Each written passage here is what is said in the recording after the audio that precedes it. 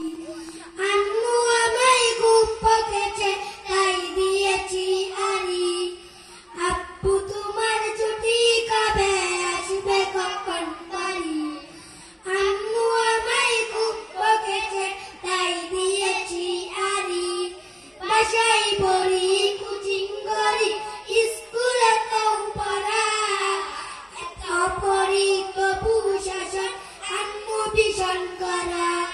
বাসায় পড়ি কোচিং করি স্কুলে তো পড়া এত পড়ি তবু শাসন আম্মু ভীষণ করা